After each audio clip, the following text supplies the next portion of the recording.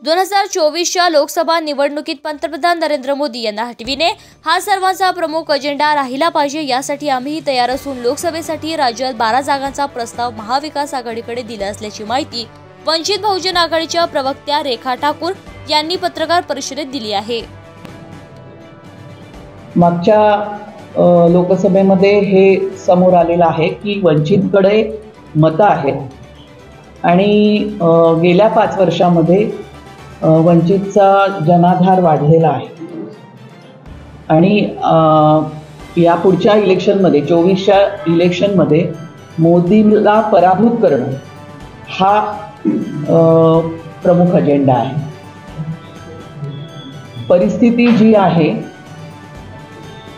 ती लक्षात घेऊन आपण आम्ही असं म्हणत आहोत की कोणीही ओव्हर कॉन्फिडन्स बाळगावा अशी स्थिती नाही।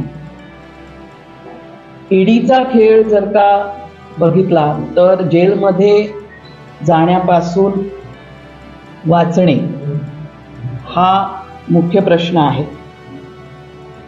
जेलमध्ये टाकण्या इतके कुणी फार मोठे गुन्हे केले आहेत असं वंचित मानत नाही। सत्तेवर असतानाच्या काळामध्ये छोट्या मोठ्या चुका होतात, पण त्यावर मोदी आणि कंपनी ज्या पद्धतीने वागत आहे ते योग्य नाही अशी वंचितची भूमिका आहे। कोणाचेही गुन्हे जेलमध्ये टाकण्या एवढे मोठे नाही। मोदी हटवणे हाच मुख्य मुद्दा आहे। यासाठी आमचा फॉर्म्युला असा आहे की एनसीपी, आयएनसी आणि सेना